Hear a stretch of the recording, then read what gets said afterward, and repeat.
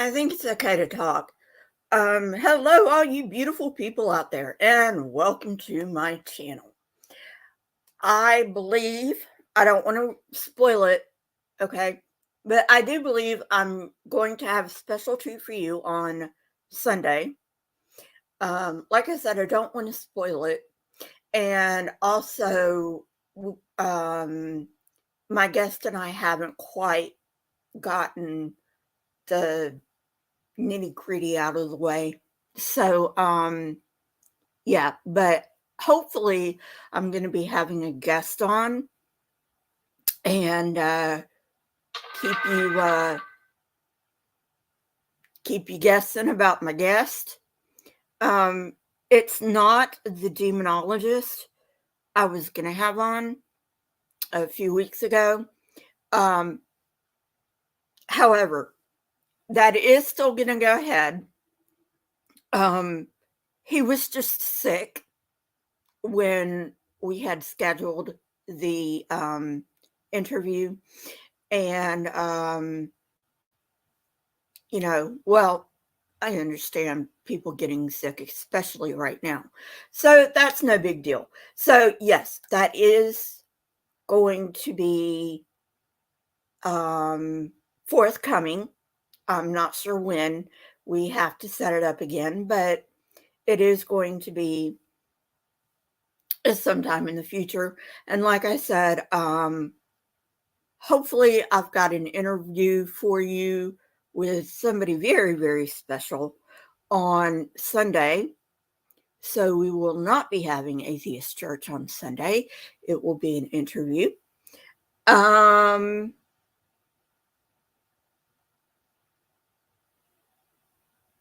I think that's all the announcements I have. Sorry about that. I'm just really tired for some reason. But enough of that nonsense. Let's get on with it. All right. But before we get on with it, please, if you haven't subscribed already, please click the subscribe button. And, if you want to join this channel, you can for as little as 99 cents a month. You get custom emojis and you get early access to debunks. I also have set up a Patreon. Nothing is on my Patreon right now, but there will be things on my Patreon that is exclusive to Patreon. That is, they will not be on here.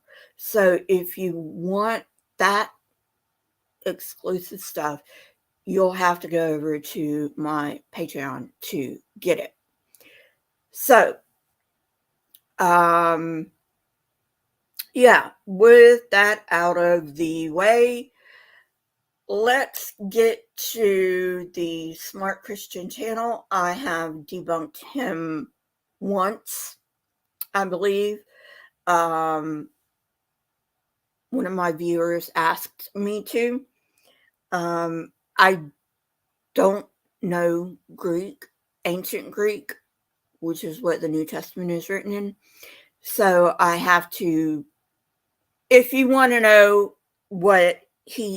if you want to know if what he says is what the ancient Greek says, my suggestion is to go to Dr. Josh of Digital Hammurabi.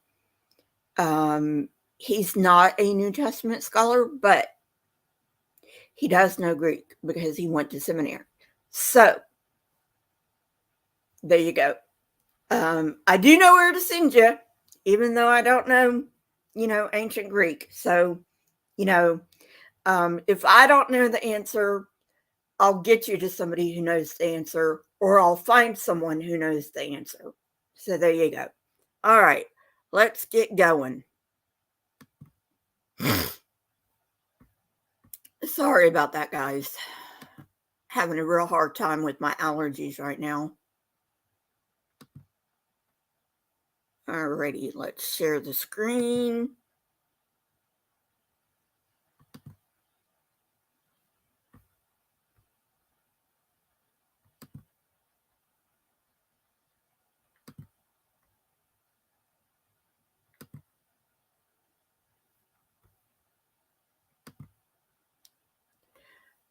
Okay, I like that he has what is a Christian sheep.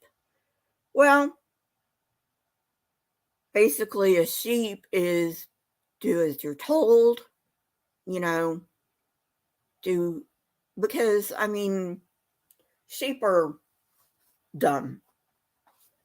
Now, their ancestors weren't dumb because, I mean, they had to be out in the wild, right?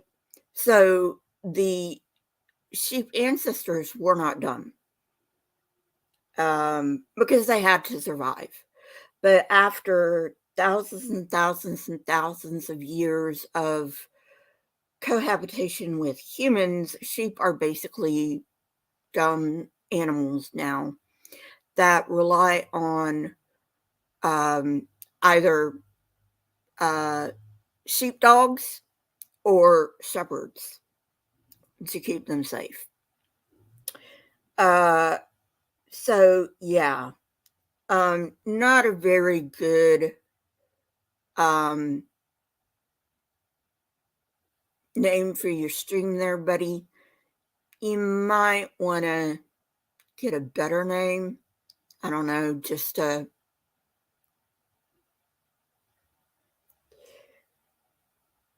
then again, Christians love being called sheep. I don't know why. Anyway, moving on. Wow, and I haven't even started going through this. All right, now I will.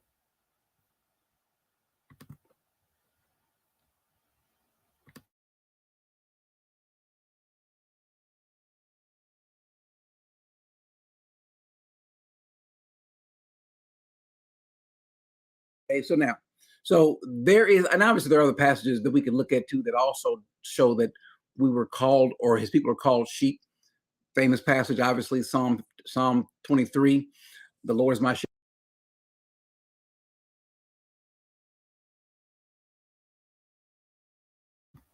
I'm sure most of you know Psalm 23. It's a very famous passage. I'm going to be reciting from the KJV because that's the uh, version that I've memorized. The Lord is my shepherd, I shall not want. He leadeth me beside the still waters. He restoreth my soul. He leadeth me in the paths of righteousness for his name's sake. Yea, though I walk through the valley of the shadow of death, I will fear no evil, for thou art with me. Thy rod and thy staff, they comfort me. Thou preparest a table before me in the presence of my enemies. Thou anointest my head with oil, my cup runneth over. Surely goodness and mercy shall follow me all the days of my life, and I will dwell in the house of the Lord forever. I don't know whether he started reciting it, but I don't know whether he's going to continue. So let's move on.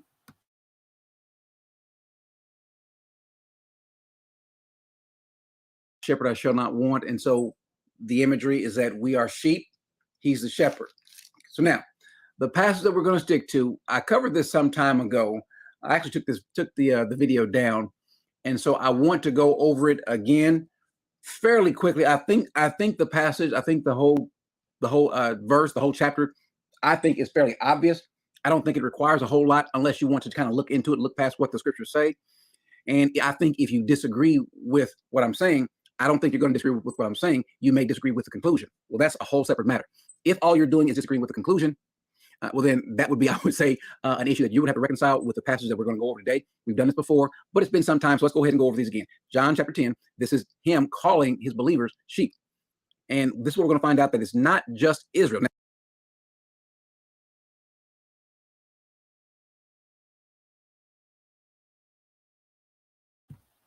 Hey, Peach.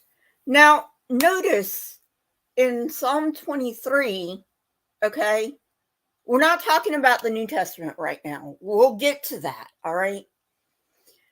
But in Psalm 23, we're talking about David specifically.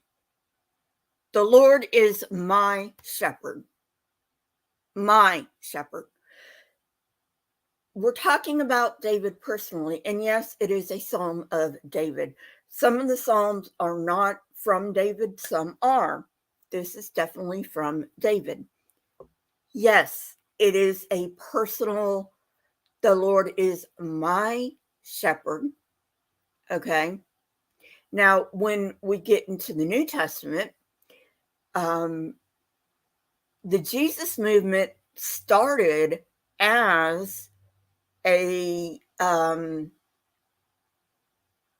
revisionism, I guess you could say, of Judaism, because Jesus, if he lived, uh, did not want to start his own movement. If you take the New Testament at its word, that was Paul that did that. Anyway, I'll get to Paul later. In fact, I did a live stream on Christianity or Pollyanity, and if you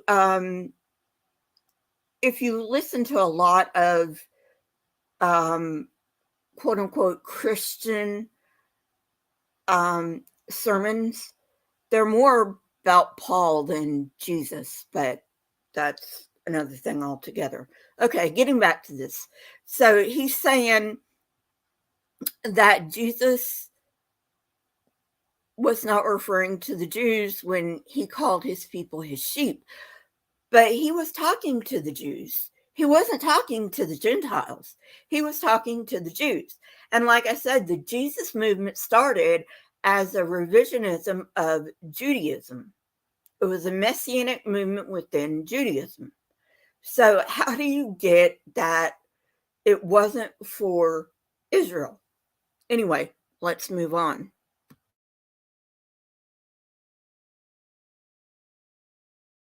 Now, in Isaiah, he's speaking of Israel. He's speaking of Jews, right? Well, we're going to find out in just a little bit that it's not just Jews. And so keep in mind that we're talking about all of his sheep. He is going to give a definition, a description of a sheep. He's going to describe what actually a sheep is.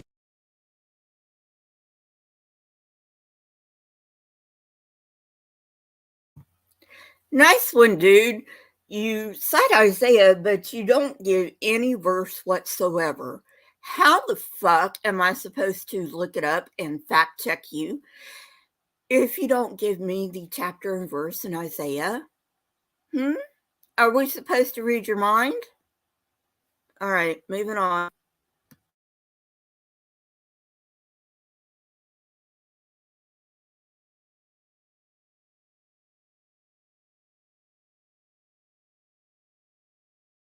Is because this keeps coming up often and there's no need for it. This issue of having to remain or continue or to follow or to abide. Will sheep ever walk away? We're going to cover that. And I think it's pretty clear. It's pretty clear when we get to the passage where people say that a person can walk away out of his hands or leave him. Well, that's already been discussed, and there's no need to even think of that when we get to that particular passage. So let's go ahead and go to it. Chapter 10, verse 1 says, Truly, truly, I say to you, he who does not enter the sheepfold by the door, but climbs in another way, that man is a thief and a robber. Now, who he's comparing himself to, obviously, in this case, would be the Pharisees. They are supposed to be, at least as far as they're concerned, entrusted with keeping the people, guiding them to the scriptures. They do anything but that. As a matter of fact, they are more concerned about enriching themselves, about the power that they have and so forth, keeping their status. But Jesus calls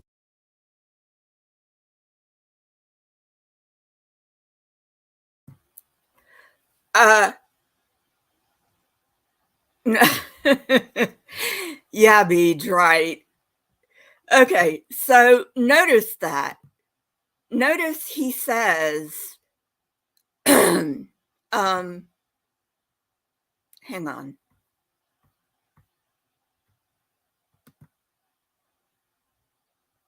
Come on. Hang on, people.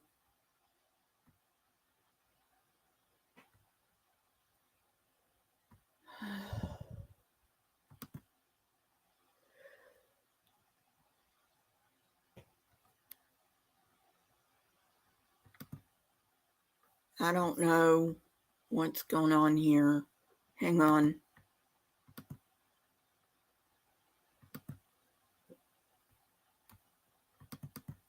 Okay. Now I forgot where I was. So we're going to go back.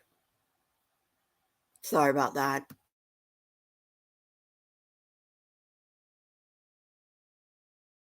this issue of having to remain or continue or to follow or to abide. Will sheep ever walk away? We're going to cover that. And I think it's pretty clear. It's pretty clear when we get to the passage where people say that a person can walk away out of his hands or leave him. Well, that's already been discussed, and there's no need to even think of that when we get to that particular passage. So let's go ahead and go to it. Chapter 10, verse 1 says, truly, truly, I say to you, he who does not enter the sheepfold by the door, but climbs in another way, that man is a thief and a robber. Now, who he's comparing himself to, obviously, in this case, would be the Pharisees. They are supposed.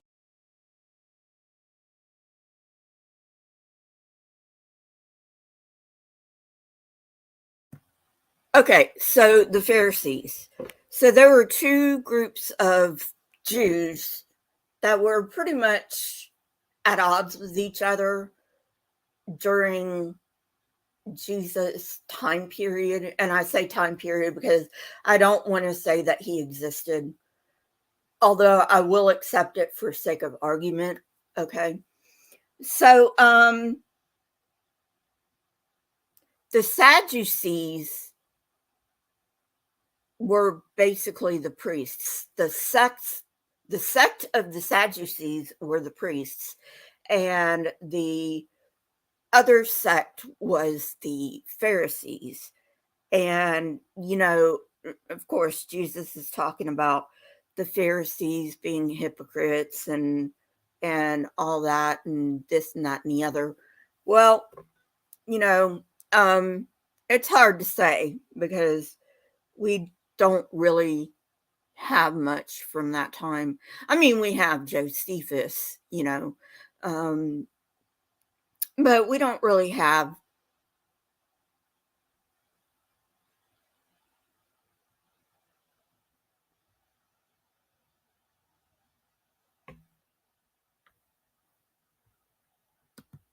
Yeah. Well, he's interpreting beads. That's just his interpretation, you know. You know how creationists are always um, accusing us of misinterpreting the evidence. Not that you can misinterpret that much evidence, but this isn't about evolution or an old earth or an old universe, the Big Bang or whatever. It's about this dude. Okay. So, you know,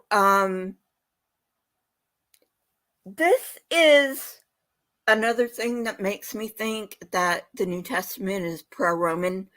I did a live stream a while back, I don't know how far back, about why I think the New Testament is pro Roman. And this is one of the reasons I think that the New Testament is pro Roman because, you know, I don't really think, and I don't know, I could be wrong, you know, but I don't think that a Jew would be that harsh with their fellow Jews, especially when they've got Rome to deal with, right? So, anyway, moving on.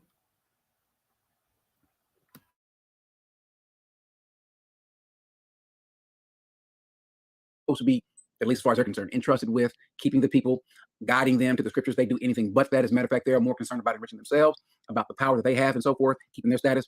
But Jesus calls them, actually playing, he's kind of playing the dozens with them. He's calling them names and so forth. And they get irate, they get bothered by that. Verse 2.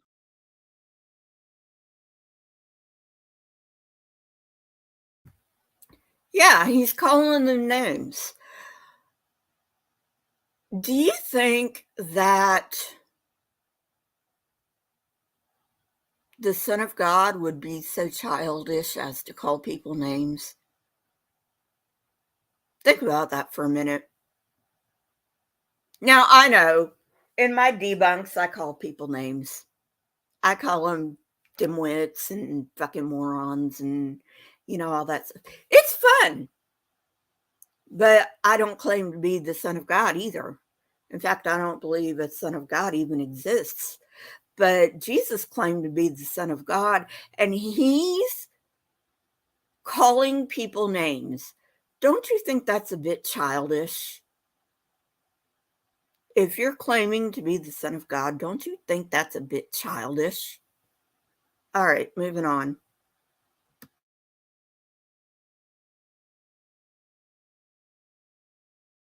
but he who enters by the door is the shepherd of the sheep. So in context here, we're talking about sheep.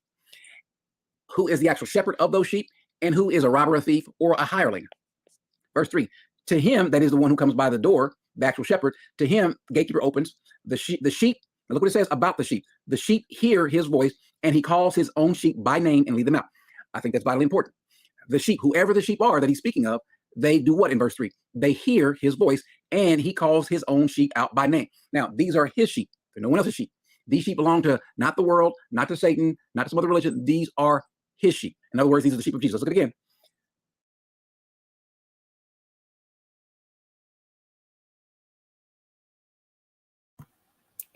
Okay, so let's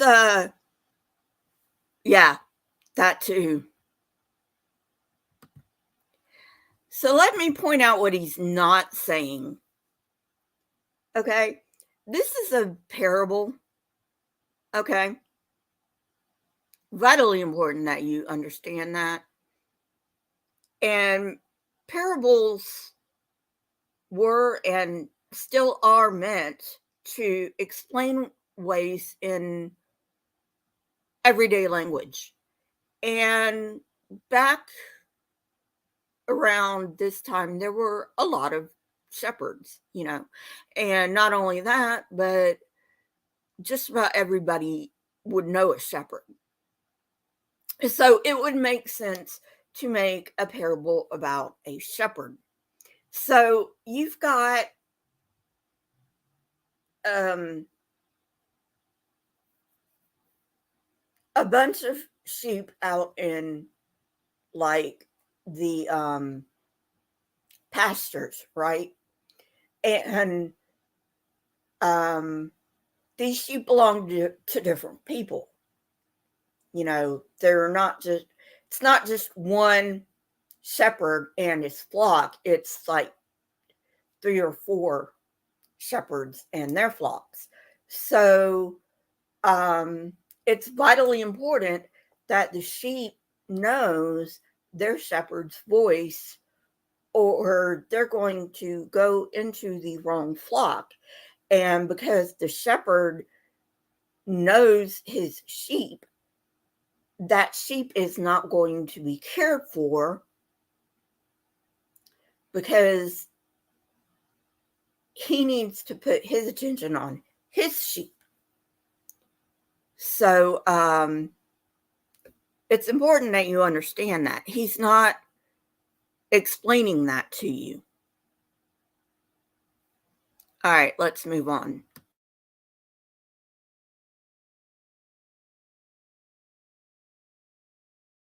The sheep, and the word that's used here is idia, which clarifies this is the word idia probata, which is his sheep, his own sheep, his very own sheep, no one else's sheep. And what does it say? That these sheep, they hear his voice. And when he calls his sheep, he calls them by their own name and he leads them out. Verse 4. When he has brought out all his own sheep, when he has brought out all of his own sheep, over here at idia panta ekbale, which is he's brought out all of his own. So indicating he's bringing out not just his own sheep, but he's bringing out all of his own sheep. So the question's got to be then, if he is bringing out all of his own sheep, how many of his own sheep are not being brought out? How many of his own sheep are not being brought out? Now, the word panta here in the Greek is all. That means all. So according to this passage, how many of his own sheep are brought out? Well, all of them. All of them. And we don't have to delve in, find some mysterious way of looking at this. It's pretty clear. Pretty clear, right? So let's continue. Verse 5. No, I'm sorry, verse 4. Continuing that, he says, has brought out all of his own sheep. Look what he says. He goes before them, and the sheep follow him and the word is hati, because they know his voice. Why are all of his, now we're talking about all of his sheep. Keep this in mind, guys. I need you, if there's any doubt as to what I'm saying or not sure about what I'm saying, write these things down. He's telling us about the shepherd and about the sheep. The shepherd is calling all of his sheep by name, and all of his sheep, he says, hear him, and they all follow him. Why do they follow him? Why does all of his sheep follow him? According to the end of verse 4, it says hati, because they know his voice. Okay, they know his voice. That's the reason why they follow. Verse 5, a stranger, here it is now, very important, a stranger they will not follow. A stranger they will not follow. Now, I mentioned this before. And so it's only right that I bring this up again, which necessarily means if I'm going to bring up what I'm about to talk about right now, I've got to give you all a warning.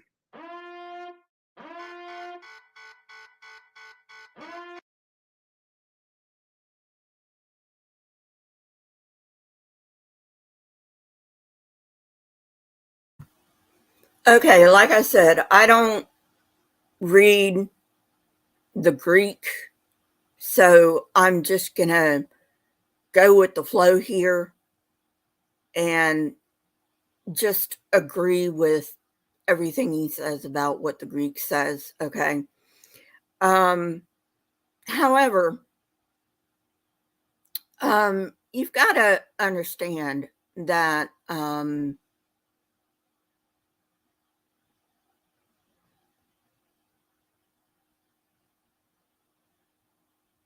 sheep are going to follow somebody, you know?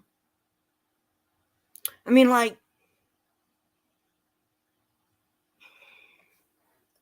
I don't really know much about sheep herding. That's not my thing. But what about when a shepherd dies? You know, um, you know, stranger they will not follow. Well, I mean, isn't that a bit troublesome if the shepherd dies and the sheep only know the shepherd's voice? You know, I mean, that's just something. Like I said, I don't know much about sheep herding, but I just thought I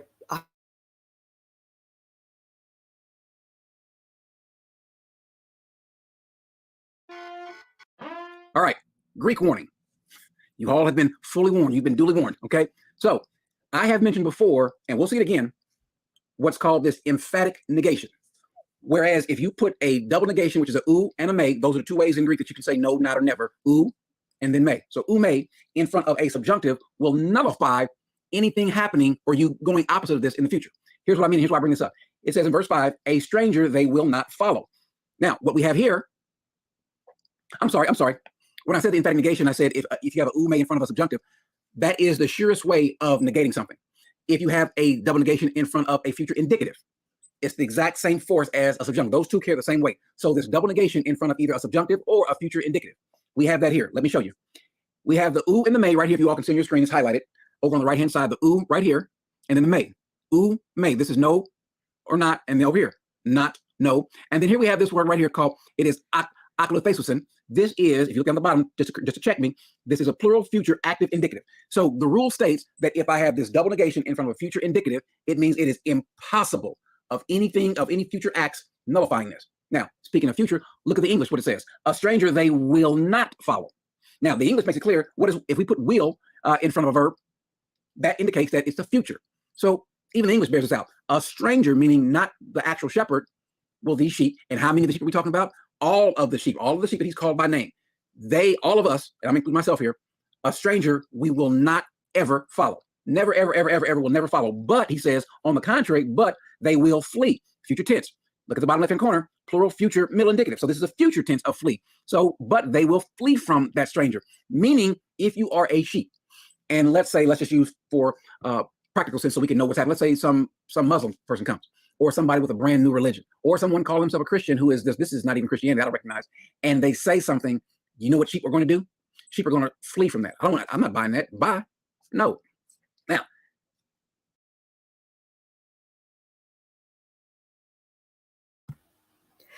Okay, show of hands. How many people think he's talking about a cult? This sounds exactly like a cult, doesn't it? La, la, la, la, la, la, la, la. Cover your ears and, you know, so you don't hear anything, you know? I mean, come on. It's straight up cultish. Now, in anthropology, and I've discussed this before, and I'm going to go back to it, but in anthropology, um, there's really not a um,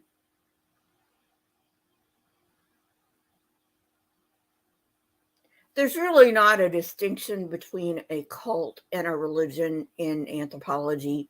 Cults are religions, um, or sometimes they will even refer to like parts of a religion, um, like in Rome, right? When the Christians were so-called being persecuted, um,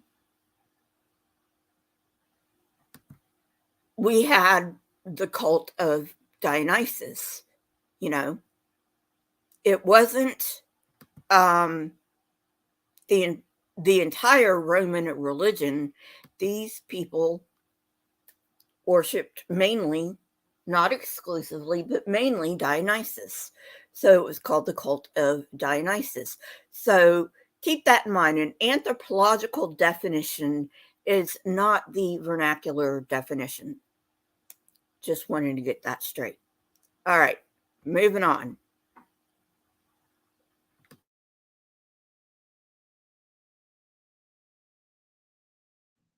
If a person says that they are a sheep and they follow this strange religion, this offbeat Christianity, as they may call it, some worldly religion, whatever, then that would go against what we have already discovered so far about what a sheep is. Because he says sheep will.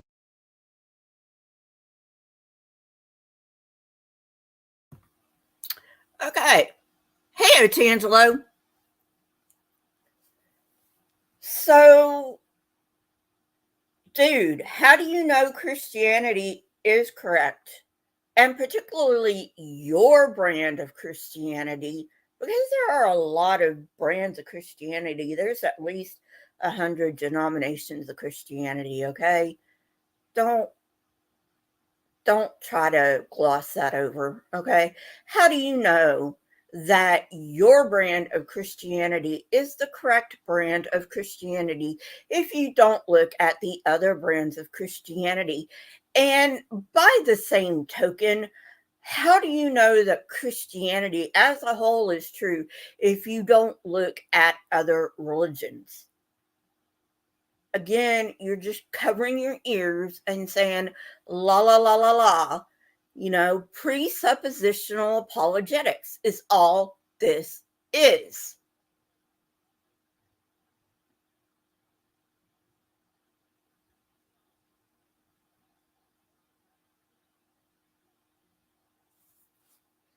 All right, let's move on.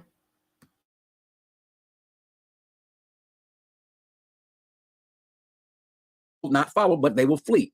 Are you with me? So he says, for they do not know the voice. The reason why they won't follow him is because they don't know the voice of the stranger. Obviously, he's not talking about audibly hearing them. He's saying I don't recognize this. I don't see this as Christianity, the biblical form of Christianity. I don't see this as the gospel. I don't see this as what God has called us to. And so,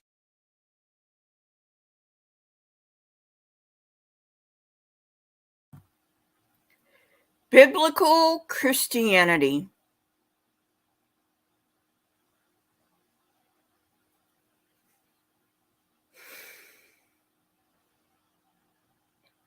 That's so wrong, I don't even know where to start. Why are there so many denominations of Christianity if quote unquote biblical Christianity? And ask them, they'll tell you we have the biblical Christianity.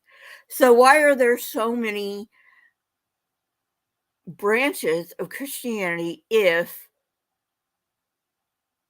the Bible is so self evidently true, so self evidently obvious that anyone can understand it, as Otangelo is saying over here? So, you know, why do you have some Christians saying this and some Christians saying that? And by the way, we've got Christians on polar opposite sides of the aisle on the same issue. So, yeah, the Bible is not going to be, you know, um, self evident. in that you can recognize biblical Christianity, whatever the hell that means. So, moving on.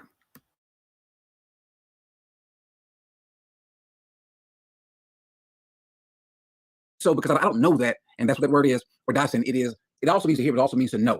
And so I don't know this voice. I don't understand this. And so because I'm not following that. Let's keep going. Now he says this is a figure of speech Jesus used with them, but they did not understand what he's talking about. Now, verse 7. So Jesus again said to them, truly, truly, I say to you, I am the door of the sheep.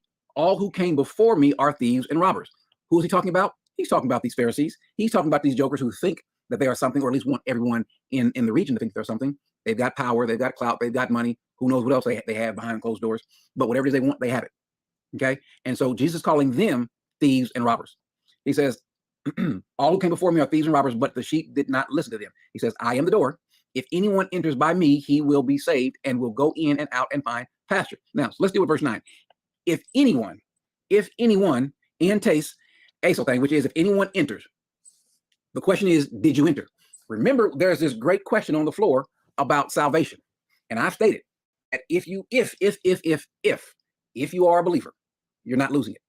Jesus is saying, if you are actually a sheep, if you have entered by, if you entered by him, if you come to Christ.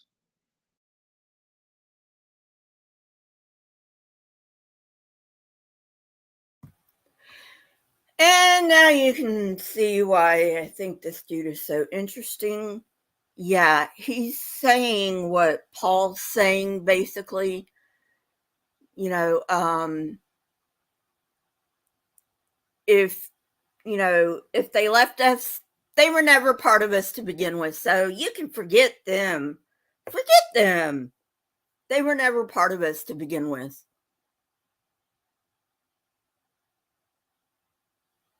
That's basically what he's saying.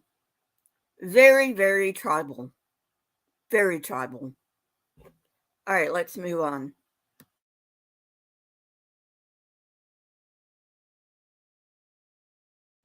Then he says he will be saved if you have entered. Now he's using, guys, I want you to see this word. He is using the aorist tense, which means, guys, look at this. The part entes esote, this is the aorist tense, single aorist active subjunctive, but it's the aorist, which means the past tense.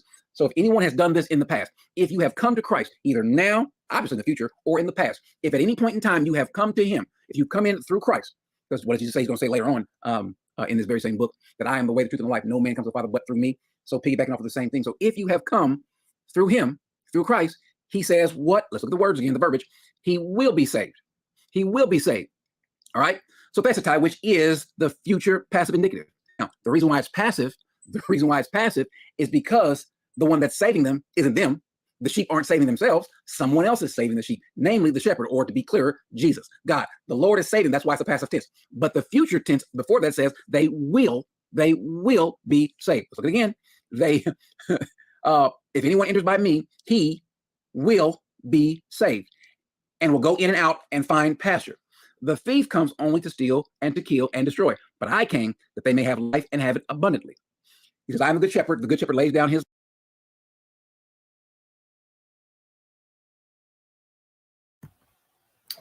Actually, no. Actually, shepherds guard their sheep because they need the money that the wool brings them. They shear their sheep. Of course, the sheep need to be sheared because it's just, after sheep evolved with humans for so long, it just became a thing where sheep needed to be sheared. So sheep need to be sheared anyway, and it's a way for excuse me, it's a way for shepherds to make extra money, right? But also, when sheep are, you know, too old to reproduce, then that's when they kill them for meat. So, what about this is good? What about any of this is good? All right, let's move on.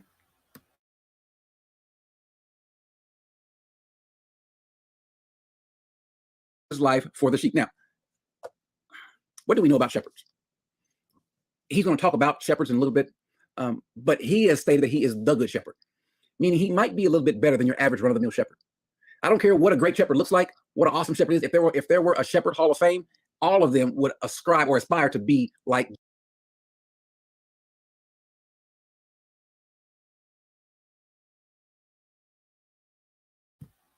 And keep in mind, Jesus is supposed to be humble. Jesus is supposed to be humble.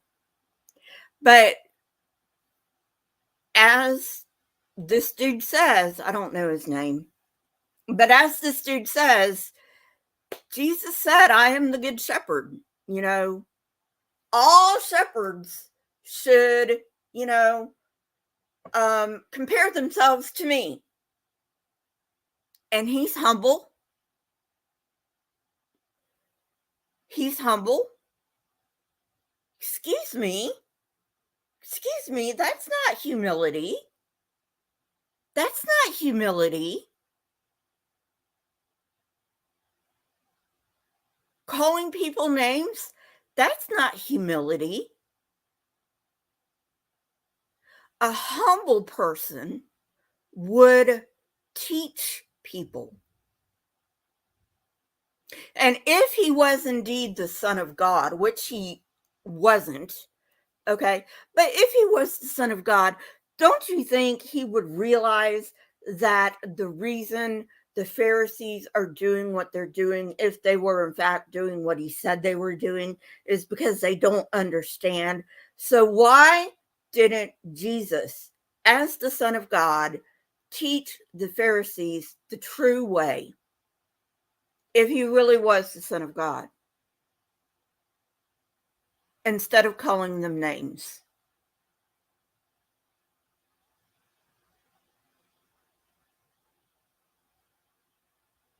Think about that.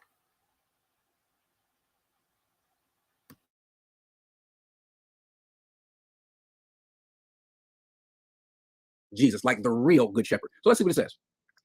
He says, I am the good shepherd, verse 11. The good shepherd lays down his life for the sheep. Look what he says, verse 12. He who is a hired hand or a hireling and not a shepherd who does not own the sheep. Wait a second. Before we continue, we're not talking about just a regular shepherd, then, are we? He says the one who owns the sheep. These hired folk, they don't own the sheep. Contrasting them with him, he owns the sheep. Well, where did we hear that before? Well, where he says his own sheep.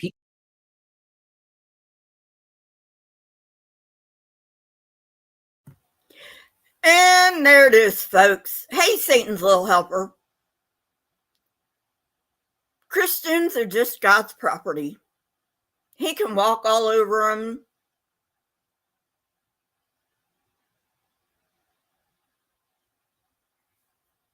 Well, this is true, Beach. That's very true. All right. Moving on.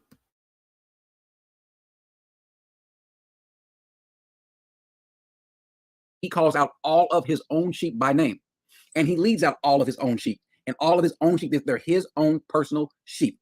There's no question about that because we went over the word, the Greek word that's used there is idia, which is own, mine. Mine, like my 2-year-old grandson, everything is his. That's my dog. That's my TV. That's my car. Everything, he can't drive, but that's his car. That's my daddy.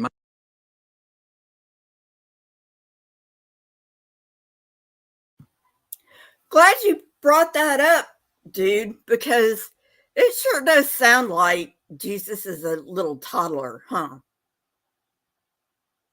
Calling people names, saying he's the only one that can save them. Mine, mine, mine, mine, mine. Yeah, he sounds like a toddler. All right, moving on.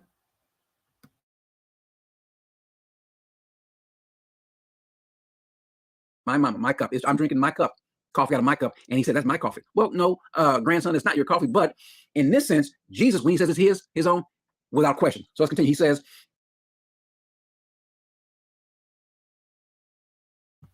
I'm not letting you get away with that, dude. You have to show us. that how are these sheep without question Jesus sheep? Hmm?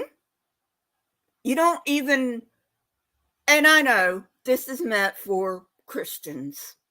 This is meant for people who've already drunk the Kool-Aid. Okay? And I understand that. And you're probably never gonna address my point. But how do you know?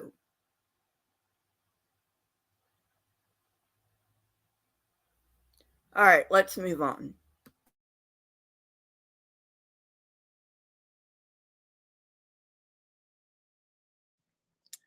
About this hired shepherd who does not own the sheep, he sees the wolf coming and leaves the sheep and flees. And the wolf snatches them and they are scattered. He flees because he is a hired hand and cares nothing for the sheep. Contrasting Jesus is caring for the sheep. He says, I am the good shepherd.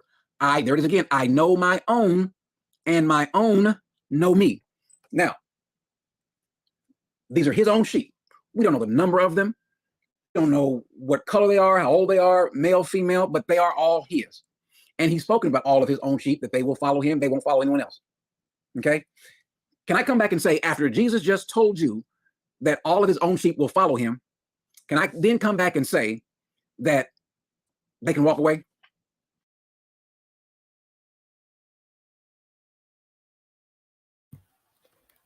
Okay, so let's go back to my Christianity or polytheism live stream for just a moment. So, Paul basically revamped the whole Christian faith. Okay. So do you really think, I mean, Paul said a lot that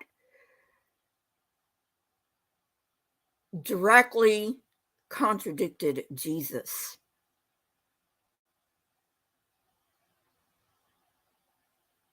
Let that sink in. Either that or he added to Jesus' words. So, who do you follow, dude?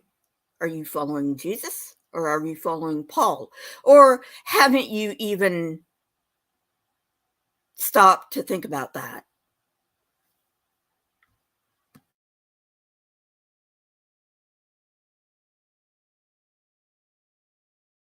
If you just said that I will follow them, then I can't turn around and say that they will leave. If he just says that they will always, that they will follow me, no, they can turn away though. But Jesus just said they will follow me. But no, Jesus, your sheep, your own sheep, your very own sheep, Jesus, they will turn away. Does that make sense? Would that be a now? It wouldn't be a contradictory of Scripture. It'd be a contradictory of you and Christ when He says that they will follow Him, and He uses future tense as well. But then you come back and say, because you're thinking, but we can walk away. Now find the passage in this dialogue that Jesus is having where sheep ever walk away. Now we're talking about His own sheep, not just sheep in general, because He makes it clear when he gives this description, His own sheep. Let's continue. He says, I know my own sheep and my own sheep know me, just as the Father knows me and I know the Father, and I lay down my life for the sheep. Why do you think Jesus throws in verse 15 after he's saying that I know my sheep and my sheep know me? He says, just.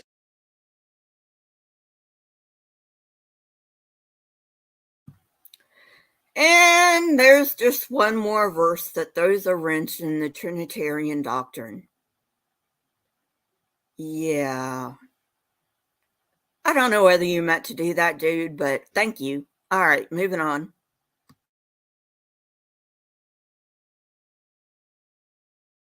As the Father knows me and I know the Father. You think he might be trying to tell exactly how strong the bond is, how that's not coming apart? In the same way that I know the Father and the Father knows me, the exact same way, just that way, the sheep know me and I know my sheep. In just the exact way. Let's continue. He says, I laid down my life for the sheep. Now we'll get to why he lays down his life for the sheep. Verse 16, and I have other sheep that are not of this fold. I must bring them in also. Now, this other sheep, this is why I say we'll get to the passage that tells us why this is not just Israel. This is not just the Jews. Because here Jesus is speaking of sheep of another fold, another flock. Well, he's going to tell the disciples, the apostles, that when the Holy Spirit comes upon them, that they will be his witnesses and testify of him in Jerusalem and Judea. Well, those are Jews, Samaria, Jewish cousins, but all the rest of the world, that's everybody else. That's the sheep of other flock that he's talking about. He's going to bring them in. And just so we're clear about those other sheep, just so that we don't think that these other sheep are going to be different than the Israeli sheep or these Jewish sheep. Look what he says. Look what he says. He says, I have other sheep that are not of this fold. I must bring in. Look what he says. And they will listen. Here's a Greek word, akoususin. This is a future active indicative. So they will listen to my voice. So what will the other sheep, the Gentile sheep that are going to come in, also do? The same as the first sheep, the first set of sheep. They will also listen as well. Now, notice it's possessive. I have sheep of another fold, but another fold. So he has a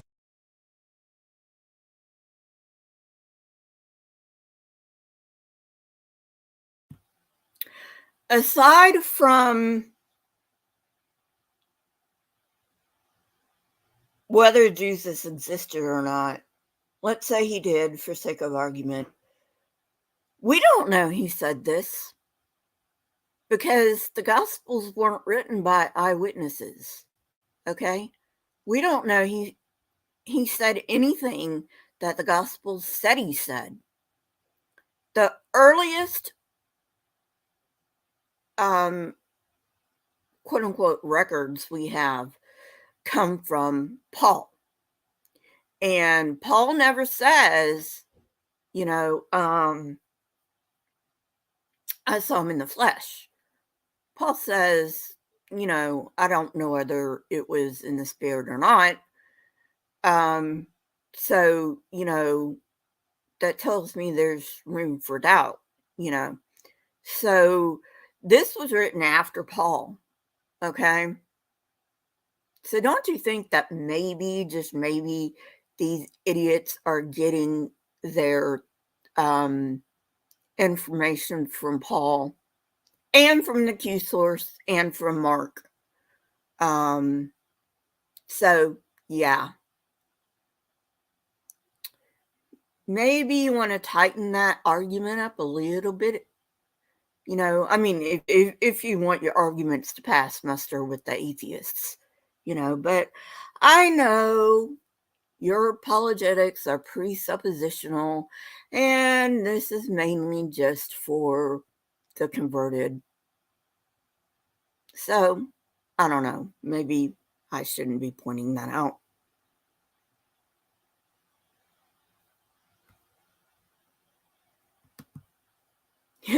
Yeah, right, Beej?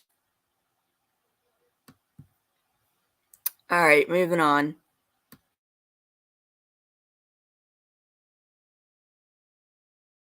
So they're also part of that own his idia. Those are his. The Jewish sheep that are his and those that are not, the Gentile, they all are his. He owns them all. These are his. And so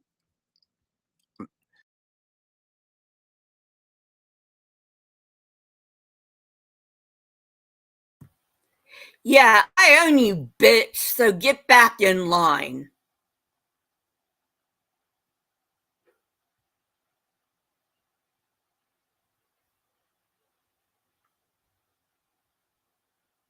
That's basically what he's saying. All right, moving on.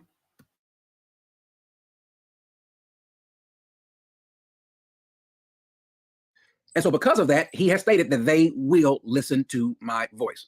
Amen. Let's continue.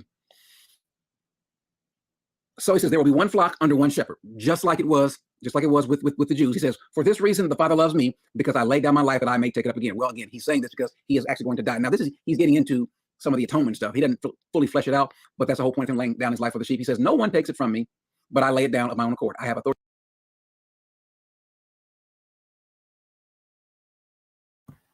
Yeah, that's real humble of Jesus, isn't it? That's real humble of Jesus.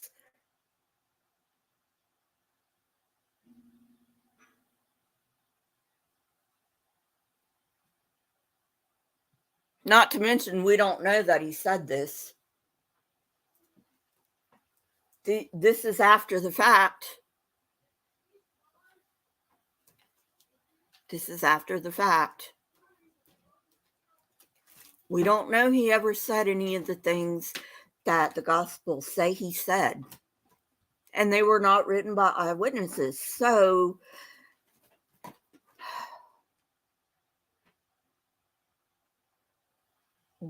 Why are you trusting this? All right, moving on.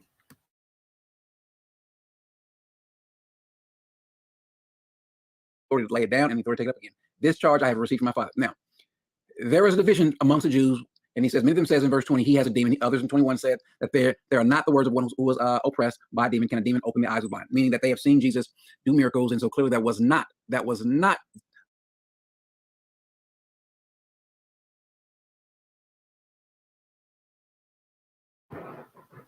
Actually, the Jewish scriptures say that false prophets can do miracles. That's how they get their following.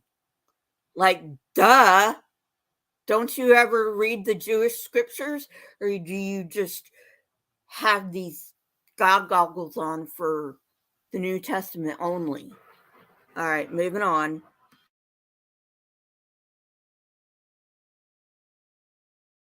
The work of a demon or someone with a demon.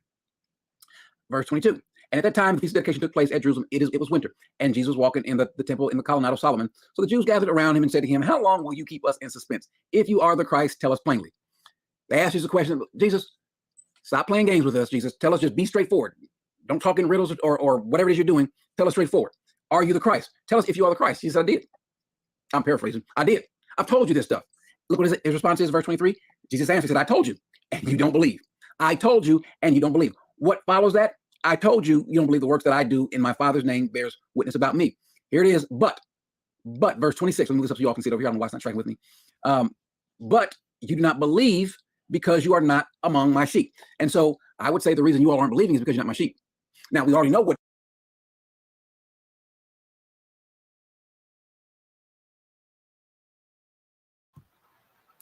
Again, we've got the Jewish scriptures telling us that false prophets can do miracles. You know, and I gotta say, I gotta point this out because I gotta point it out somewhere along the line. Jesus said a prophet doesn't have any respect in his own hometown or something like that, which I find dubious. But anyway, do you think maybe, just maybe, they knew what was going on with Jesus if he did exist? That maybe, just maybe, they knew he was a trickster? That maybe, just maybe, they weren't going to fall for his shit because they saw him grow up? Hmm? You think maybe that has anything to do with it? Moving on.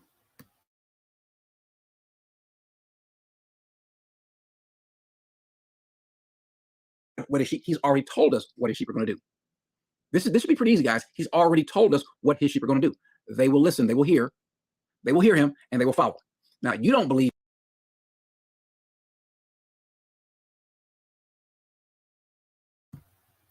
Yep, and they will stop their ears and they'll never question anything ever again. I think that's where I'm going to stop. I mean, seriously, how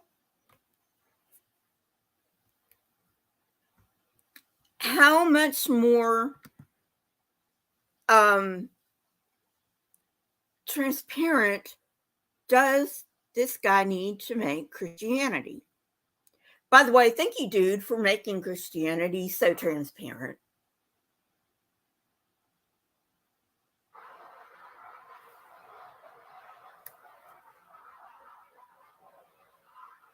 It's all about obedience.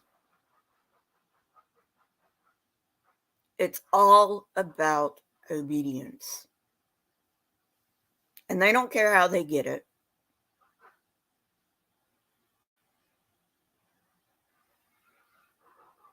They don't care how they get it.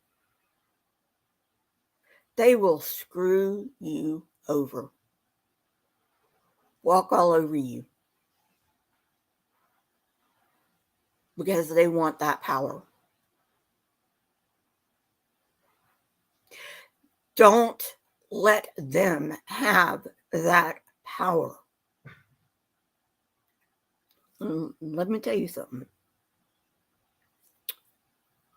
You, and only you, have power over yourself. Reclaim that power.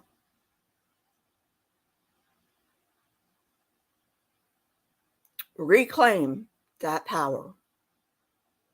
It's yours. You just need to take it back.